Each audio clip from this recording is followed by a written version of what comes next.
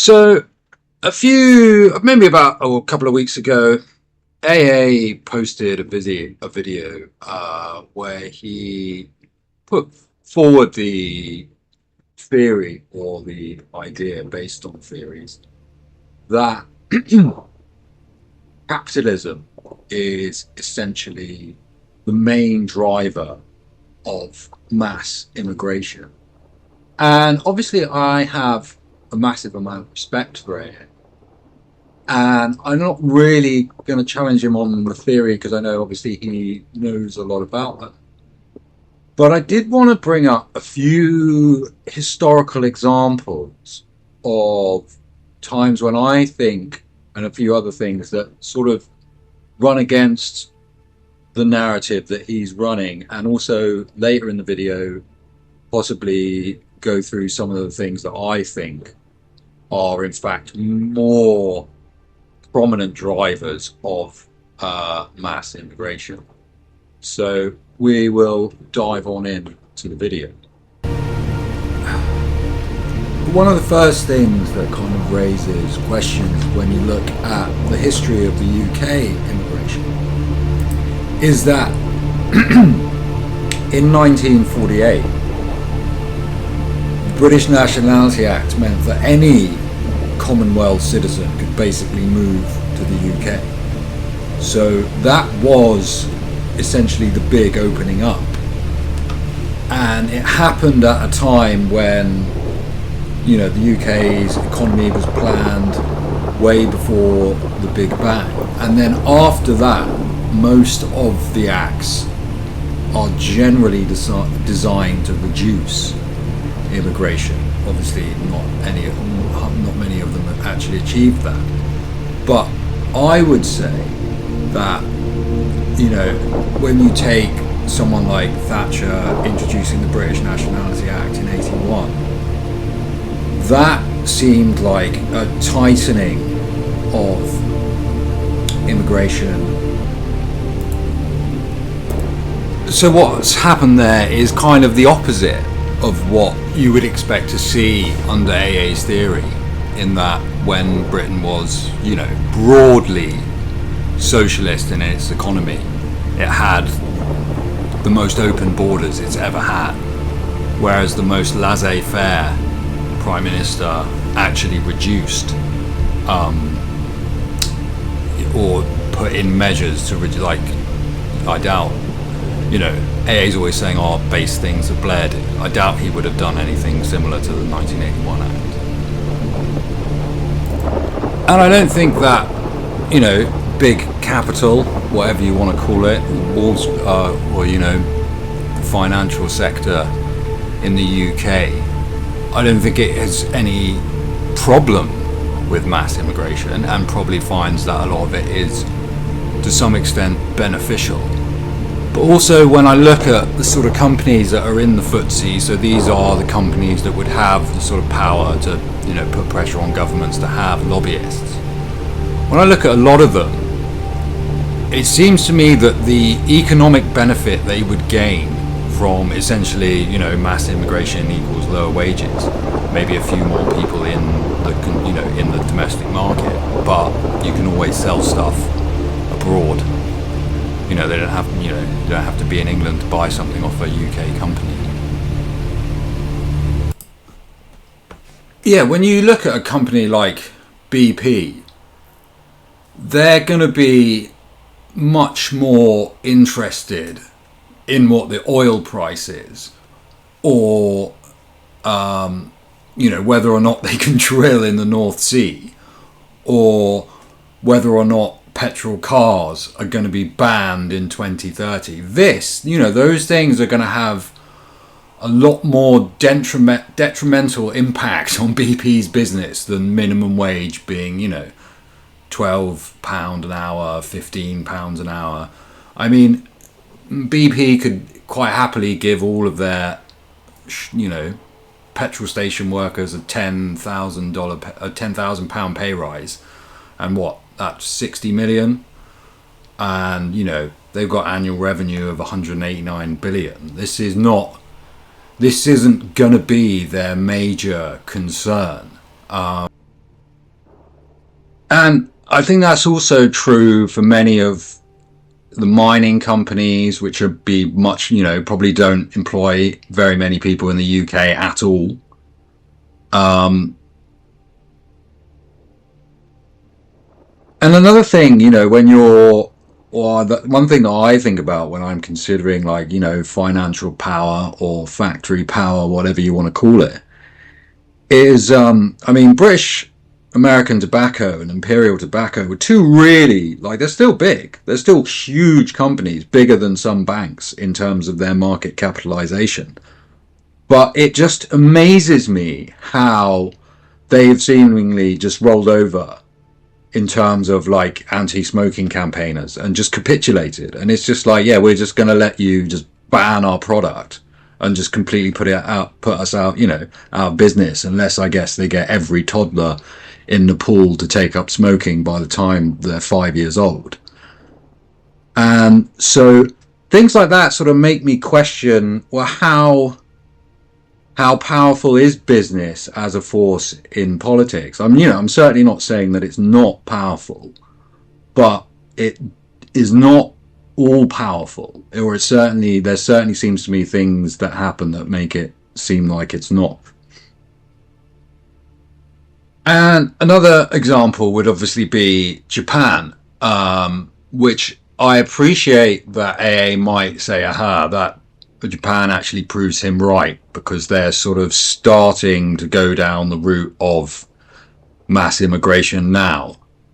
But I would say, well, they, from 45 for 50, 80 years, they, were happily capitalist without mass migration. And also that's having experienced, the Nikkei 2025, or sorry, 225, hit its peak in 1990 and has not risen. I think it might have just risen past it then before falling, but technically the Japanese stock market was at its highest level back in 1990, which is quite incredible when you think about it. But it goes to show that, life, if the line doesn't go up, life still carries on quite happily. And it does kind of lead us on to the things that I think are the actual real drivers. I think there's probably three main ones, which is government's desire to be able to continue to fund their massive welfare states in the West anyway, and particularly in Europe. Elite plans for global population control, i.e. it's part of controlling the world's population. And also I think some of it is ideological as well. But I'll probably leave that one on the back burner for now, and we'll go into the other two.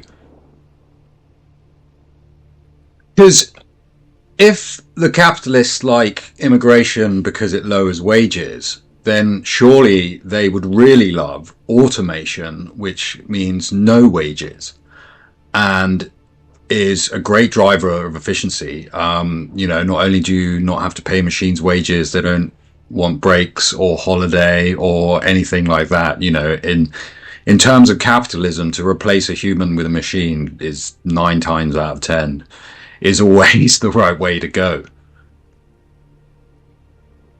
But for most Western governments, increasing automation might be a very bad thing, because currently that will take people off of the payroll and reduce the amount of payroll tax that the government receives. And I think while the capitalists, it's not going to bother them, mass immigration, it's not something they're really going to care about, might even be slightly beneficial for them.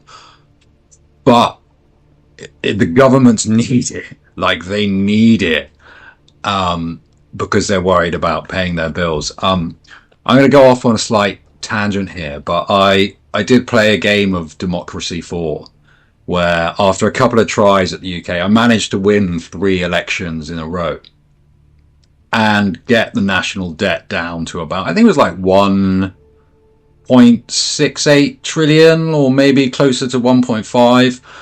But when you bear in mind that had taken me 15 years, the current national debt is around sort of 2 trillion.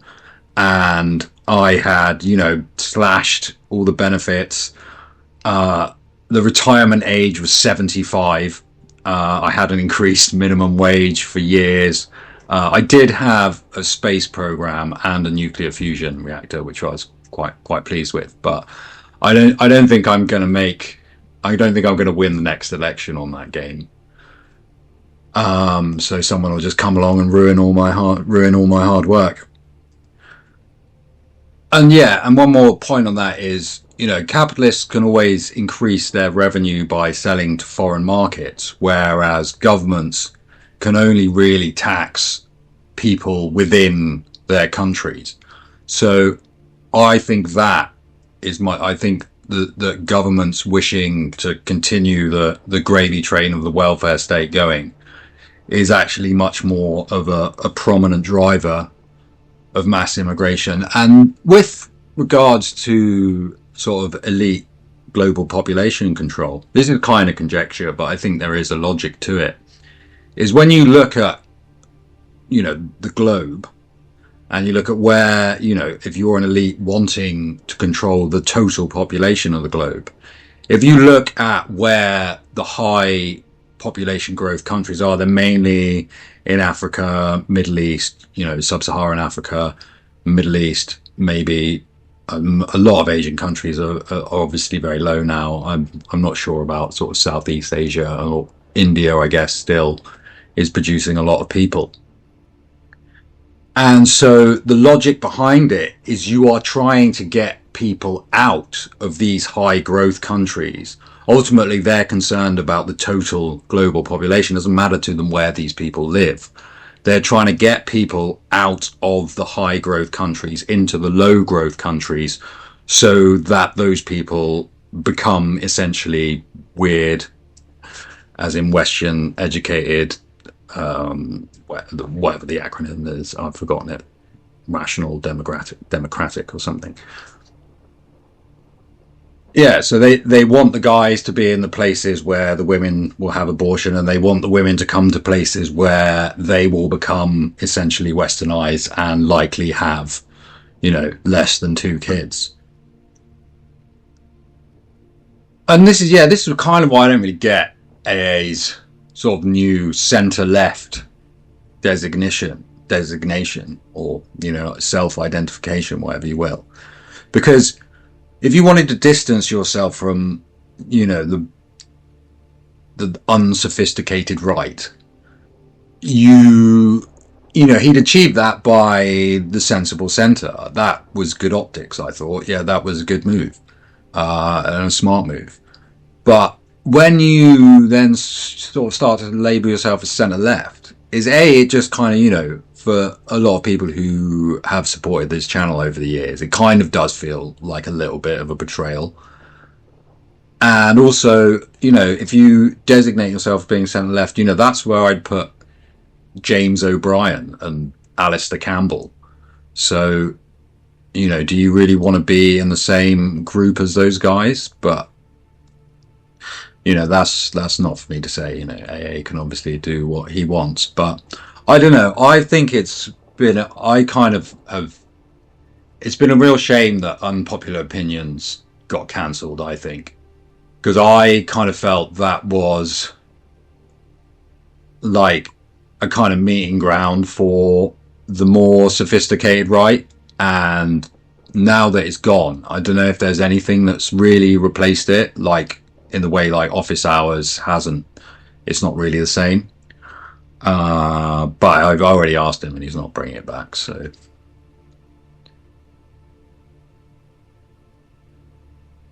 Like I said last time, I think we really should be switching our focus from any kind of mainstream politics, domestic politics, democratic politics, to institution building and actual, like some kind of thing like praxis, like set it up in a remote place. You don't have to go full independence. You just need to build a self-sufficiency that will help you ride out, what is coming, which I'm not saying is like, necessarily like civil war, but there's going to be a long long decline, and yeah, I don't see that reversing itself anytime soon. I mean, you look in the UK. I think America has similar problems, and it's probably the same in Europe. There's just, the standards of our political leaders have never been lower across the board. And I think the West just has its internal divisions are going to prevent it from standing up to its external enemies, and that's, when it's just going to be done. Well, I've gone on for a little while now. I kind of, that's a lot of conjecture, and I just kind of threw a few points across. I was going to do a whole video on post-war British manufacturing, but I didn't think anyone would want to watch it, and I kind of couldn't be bothered in the end. That's the way things are nowadays. But yeah, let me know in the comments what you think about AA's kind of shift, how you feel about it, if you agree with it or not. Obviously, like I said before, I've still got a massive amount of respect for Dr. Parvini. And yeah, we'll see how this goes. Oh, one last thing. I mean, because AA is normally pretty good with his predictions, but I'm sure he did say something like, "Oh, as a tweet, like, oh, watch out for Corbyn." And yeah, obviously, I don't know, like American people probably don't know about this, but Corbyn attempted to launch your party like last week or so, and basically the link to join the party membership was released by someone in this internal division, and it was I mean, they've literally like lost 2/3 of their support from this debacle, and yeah, that's why I kind of think I go for sort of it looks like it's a choice between two types of managerialism, and that's why I go for capitalist managerialism every time, because you can't allow people like Corbyn to be in charge of anything because they can't organize. It's a fucking joke. You want that guy to run the nation's pharmaceutical company, it's gonna be a fucking disaster, mate. That's what I'd put my money on.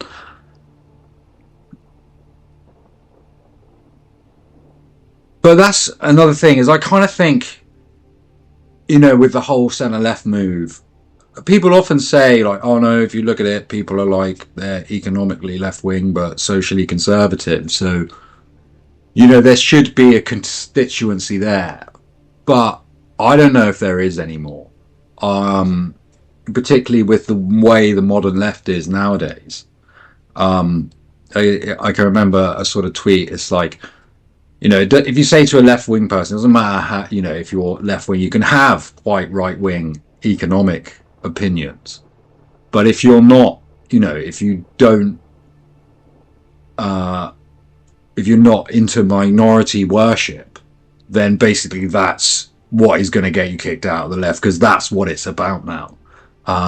It was quite funny to watch Hassan Piker the other day. He was talking about old Daisy Fuentes, and he literally said on his stream, oh, when you own, you live in your mum's house, why don't you own some property before you have an opinion? And this guy is meant to be, socialist. He's like, I'm a socialist podcast, and then can go on his podcast and say that you shouldn't have an opinion unless you own property. And do you think that's going to lose him a single subscriber? I doubt it. And that's basically where the left is at the moment. So I don't see any much coming from engaging with them. For me, I mean, I love these ambient outpost things. Probably start using a few more of them because they are so cool. And yeah, I think more and more just go and build something remote that is far away from all of this, that will hopefully survive the coming storm. And obviously it would be a great place for people to network and stuff, to build an institution, because the citizenry will be born in proximity. or it will not be born at all.